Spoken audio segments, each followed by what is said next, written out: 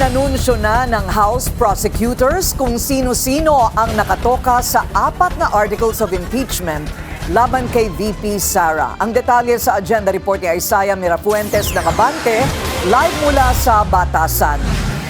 Isaiah, sino ang mangunguna sa House prosecution team? Muli na mismong si House Committee on Justice Chair Representative Jervy Luistro ang magsisilbi bilang House Lead Prosecutor para yan sa magaganap na impeachment trial laban kay Vice President Sara Duterte.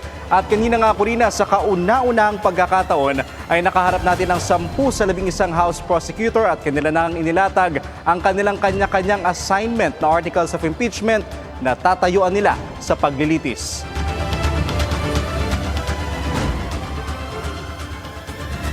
Para sa threat and destabilization, pangungunahan ito ni Iloilo Representative Lawrence Defensor at makakasama niya sina ML Party List Representative Laila De Lima at San Juan Representative Bel Zamora. Pangungunahan naman ni Manila Representative Joel Chua ang para sa bribery at makakasama niya sina One Rider Party List Representative Rod Gutierrez, Dinagat Island Representative Kakabagaw at Representative Zamora.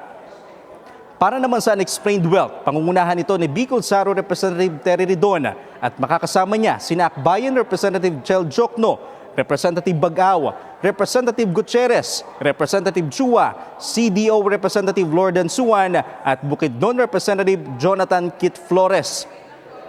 Ang panghuling ground for impeachment na confidential funds ay pangungunahan ni Batangas Representative Jervy Luistro at kasama niya sina Representative Chua, Defensor, Gutierrez, Suwan, Representative Flores, Ridon at De Lima. Formal na rin inanunsyo sina Lanao del Sur Representative Zia Alonto Adyong at Kabataan Party List Representative Rene Co bilang House Trial Spokesperson. We're very confident with the evidence that we have. We have been prepared with this since last year, and with a vote of confidence of 255 members of Congress and 257 members of Congress, and the evidence being very obvious. Sa kauna-unahang pagkakataon ay humarap din sa atin si Congressman Jonathan Kit Flores na kasamang House Prosecutor pero abstain sa botohan ng impeachment. Well, there were personal and political reasons for abstaining, but it wasn't about the articles of impeachment.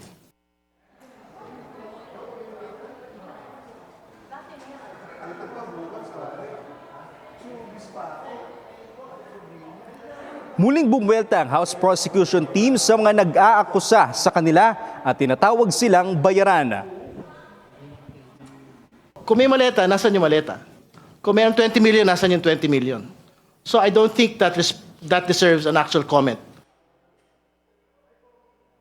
All and be all of this impeachment process is accountability. We owe it to our people. We owe our being elected to our people. Rina, hanggang sa ngayon niya ay wala pa sila ring inilalabas na listahan kaugnay sa mga posibleng maging private prosecutor para sa impeachment trial laban sa bise. Maging nga yung sa tatayong impeachment manager ang sinasabi nila sa atin, Corina, malalaman daw natin ito kapag nagsimula na ang mismong trial. Samantala, Corina, umaasa ang buong House Prosecutor na aaten si VP Sara sa magaganap na impeachment trial sa Senado. Corina.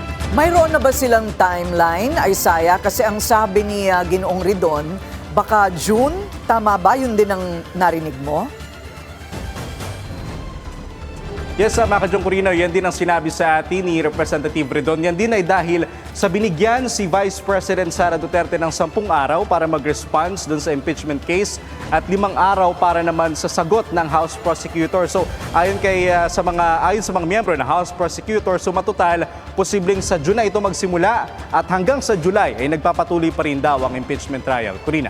Maraming salamat, Isaiah Mirafuentes ng Abante, nag-uulat ng live mula sa Batasan.